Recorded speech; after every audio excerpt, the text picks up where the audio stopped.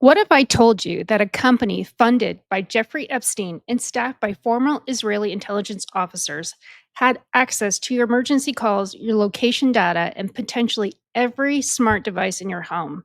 What if that same company is being marketed as the solution to America's mass shooting problem? So, what is the Epstein connection? It always seems like all roads lead back to Jeffrey Epstein. So, how did Jeffrey Epstein get involved in this company? So, after Jeffrey Epstein's arrest in 2019, it was revealed that the Israeli company Carbon 911 had received substantial funding from Jeffrey Epstein, as well as Epstein's close associate and former Prime Minister of Israel, Ehud Barak, and Silicon Valley venture capitalist and prominent Trump backer, Peter Thiel. Carbon markets itself as a tech solution to mass shootings. So essentially, what they want to do is they want to essentially track everybody through all your devices and have some kind of prediction as if you were going to do these mass shootings.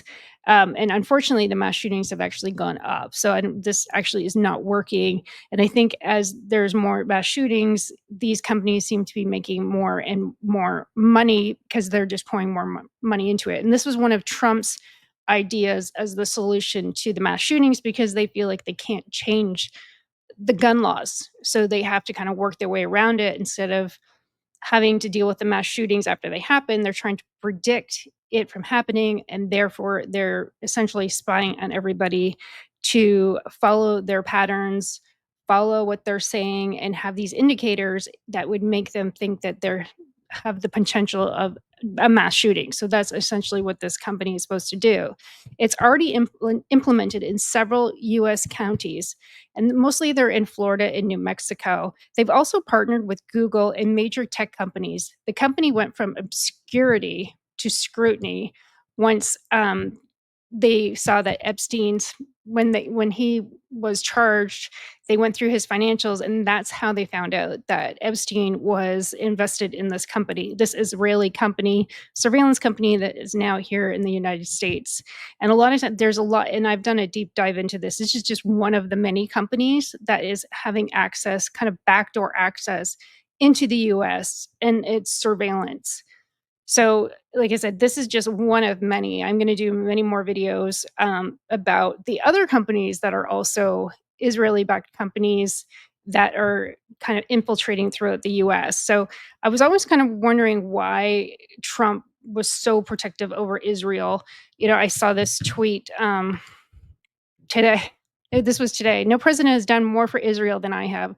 Somewhat surprisingly, however, our wonderful evangelistic are far more appreciative than those people of the Jewish faith, especially those living in the US. Those living in Israel, though, are a very different story. Highest approval rating in the world could easily be PM.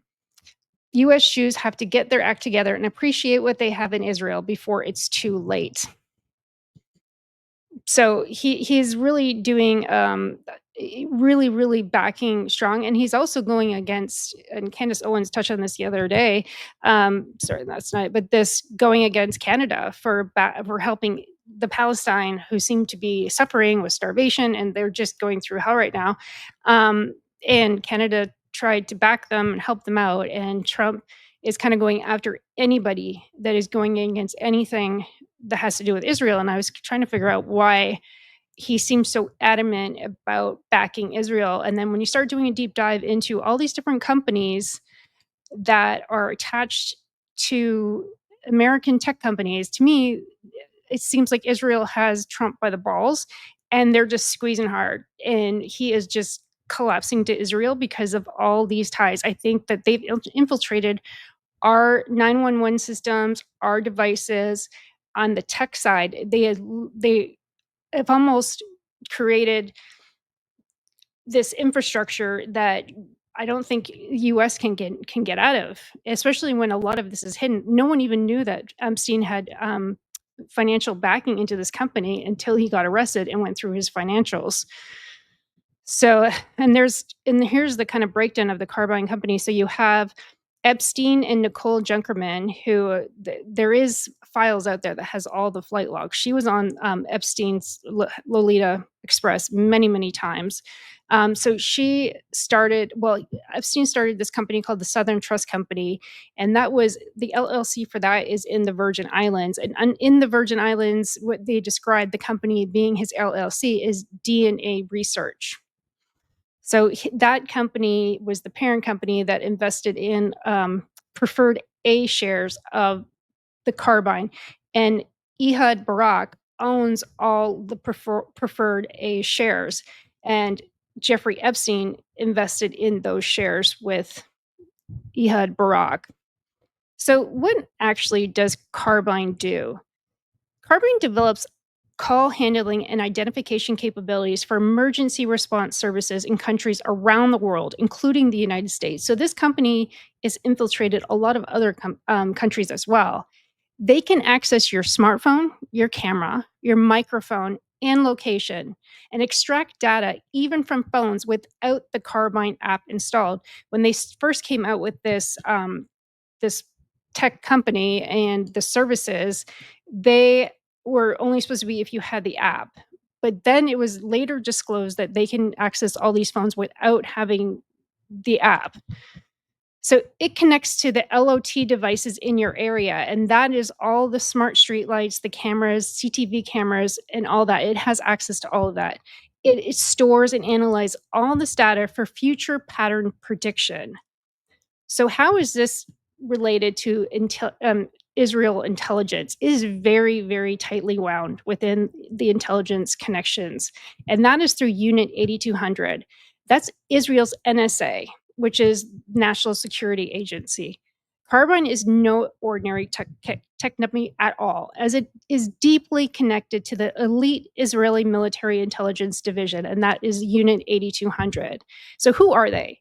The elite Israel Intelligence Unit, equivalent to the NSA, known for surveillance and cyber warfare alum, often create tech companies that maintain intelligent ties. They've collaborated with NSA on major operations. There's been a couple of viruses that have they've partnered up with, and one of them is the Stuxnet virus, Stuxnet virus, and there was another virus as well they collaborated on to get rid of.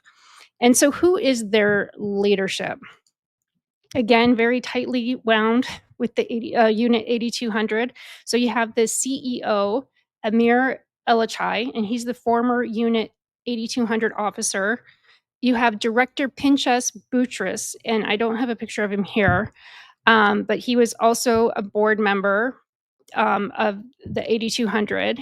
And then you have the co-founder, Lytle Lesham, and she's a Unit 8200 veteran, and she worked for Black Cube. And that is a private Mossad investigative company, which is another fun fact on top of that, is that this Black Cube, um, Harvey Weinstein used the Black Cube to spy on some of the women that had been accusing him of all his sexual and rape cases and stuff like that. So he had hired this Black Cube company to follow those girls around and kind of get dirt on them to help him in his case. And then again, you have the head guy, and that's Chairman Ehud Barak, and he's a former Israeli PM and head of military intelligence. The pattern of, they call it deliberate policy. So this is very deliberate. Israel Prime Minister Benjamin Netanyahu has made it no secret that placing Unit 8200 members in top positions in multinational tech companies is a deliberate policy.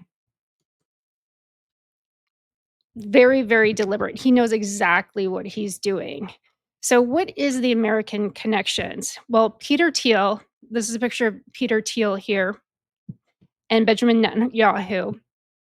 And so he is very, very involved in a lot of these tech companies. And it was very funny. I was listening to a podcast today, and this girl was on Emma Grande's podcast, and she created her own company. She has her own AI company, and she was asking her how she got started, and she said, "Well, I was doing all of these. There's different competitions for like."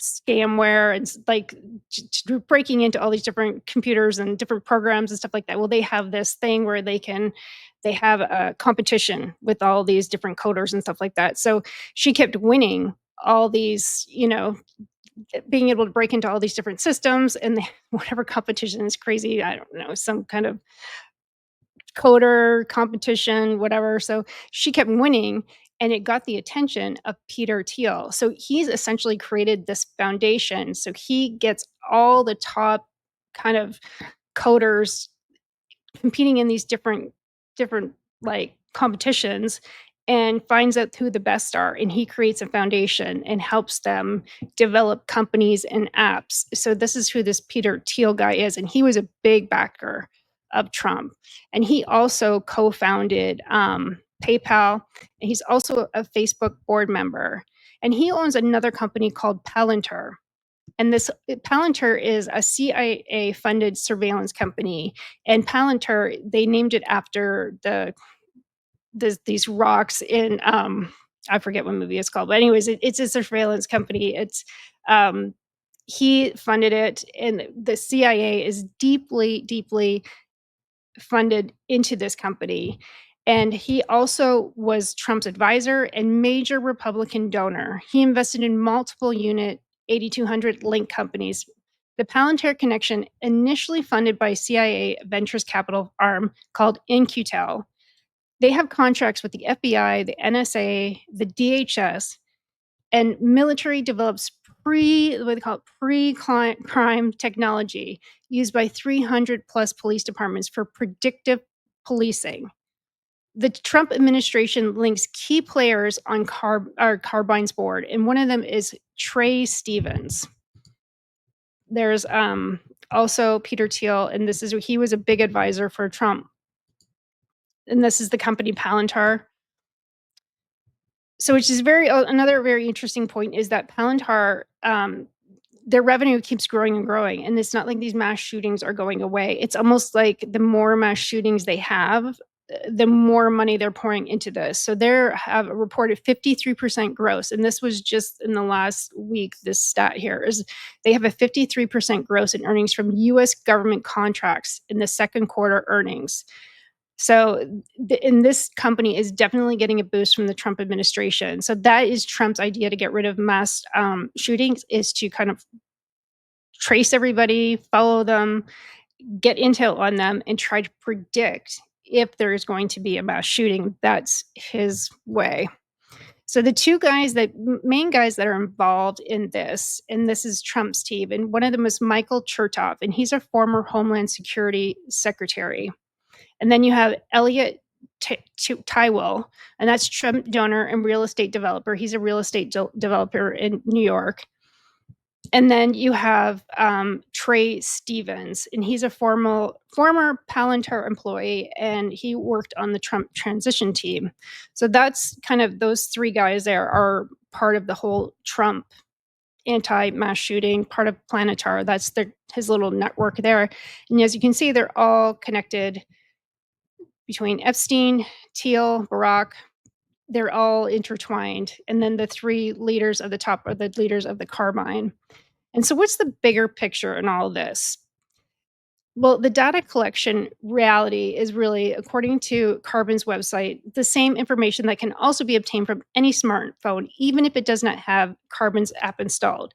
If that phone calls a 911 call center that uses Carbine, they will have access to everything. They'll have access to live video from your phone, camera, your exact location, all your text messages, chat data, any data from connected to any LOT devices, historical patterns of analysis for predictive purposes.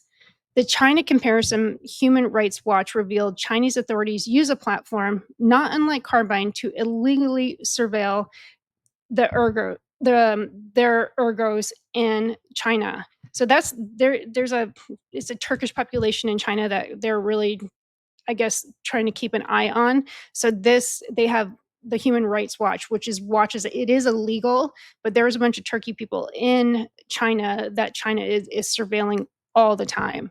So what is the surveillance playbook? So, emergency response systems as surveillance infrastructure, they profile citizens based on digital behavior. Pre-crime detention based on social media posts, mass data collection under the guise of public safety, Silicon Valley integration. So there's major partnerships here. One of them was Elon Musk. He was part of the PayPal. So he was very involved in this as well. Google, for sure. Google Emergency Location Services in Mexico announced 3 days after Epstein's arrest that Cisco Systems, an LOT device integration for smart cities, it integrated with major US tech infrastructure. So what is the Epstein factor in all of this? And again, you have Ghislaine Maxwell just hobnobbing with all the best high tech guys.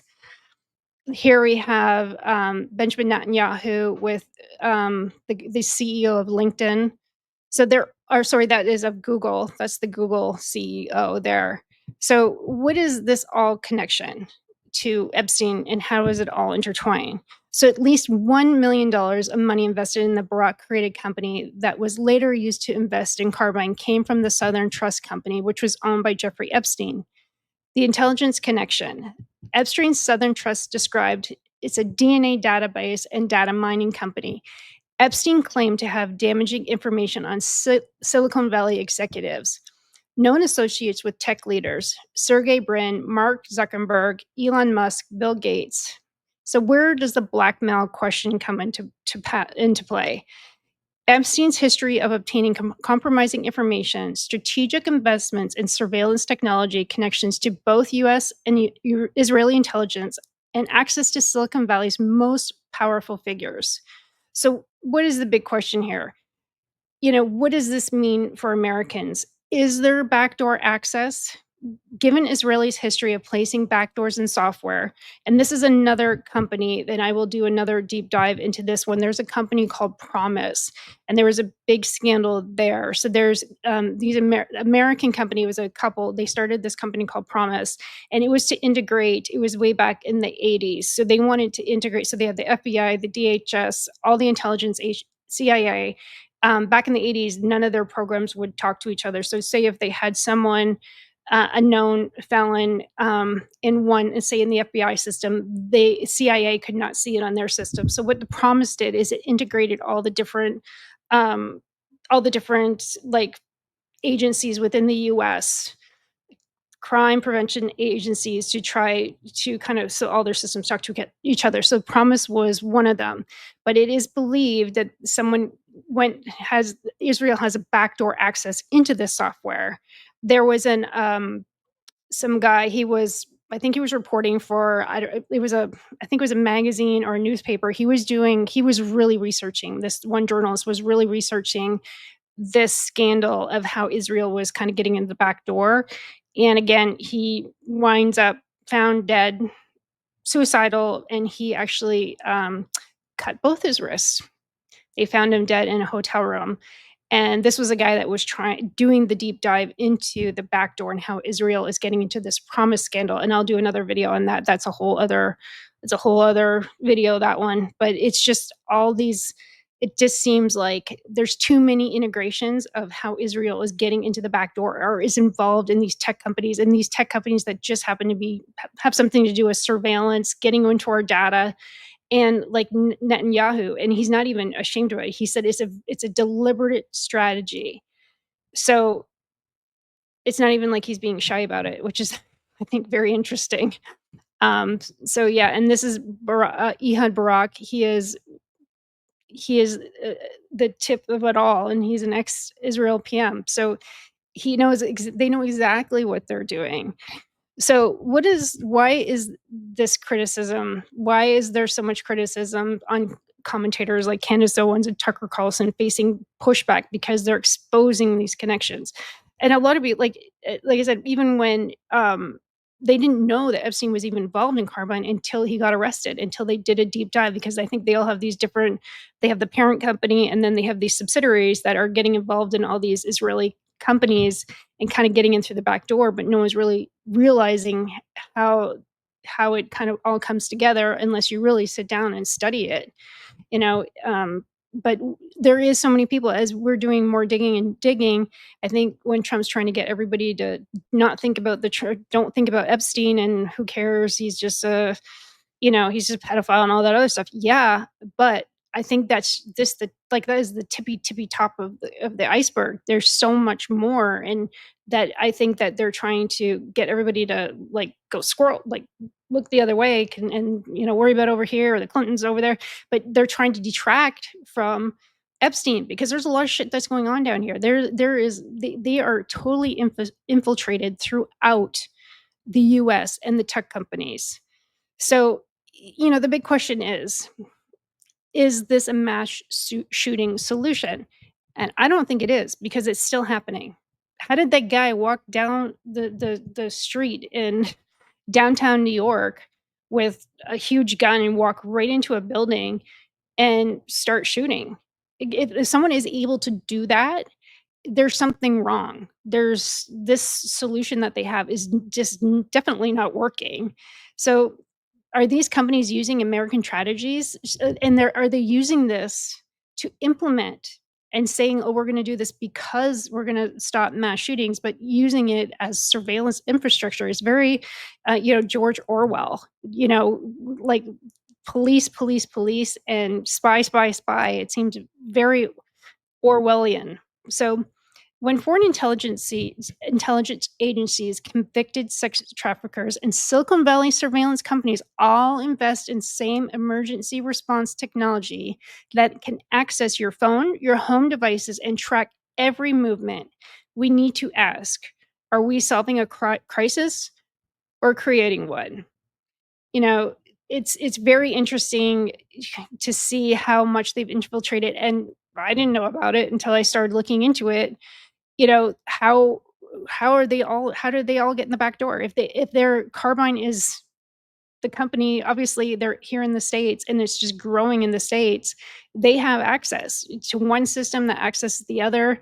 Like I said, my next video is going to be on the Promise software that was here in the United States I think it was back in the 80s, and how Israelis got a part of that. I think what's happening is that the Israel has something on the States, and there's no way. I think they got Trump by the balls, and to get him to do what they wanna do, they just squeeze his balls, and he just goes and does exactly what they want him to do. I really truly believe that, they just have so much on America. There's so much they could do that would just collapse the infrastructure, or it came out they have all this surveillance on all these Americans all the time. I don't know. I really think they have something that's really holding the US to Israel, and just to succumbing to all their needs and to watch their back. Netanyahu's been to the White House 3 times this year. I don't think there's any other country that is that entwined with the US. Anyways, that's my thoughts on this. I thought it was I just could not believe how infiltrated, and this was just the top of the surface. I could have went on for an hour of talking about this, but, it's a lot. So, I'm just trying to break it down into easy to understand, but look up Carbon 911.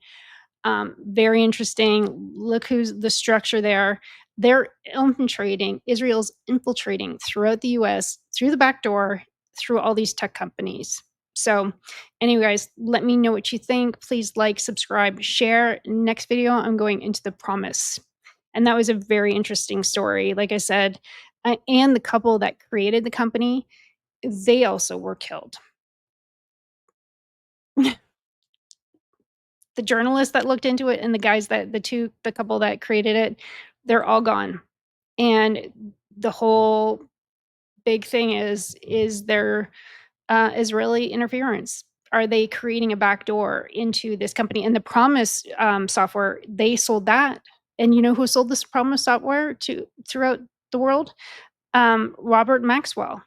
Like I said, all roads lead back to Epstein, Maxwell, Israeli intelligence. There seems to be a common denominator in everything. So, anyway, Let me know what you think. Please like, subscribe, share, and I'll talk to you guys soon.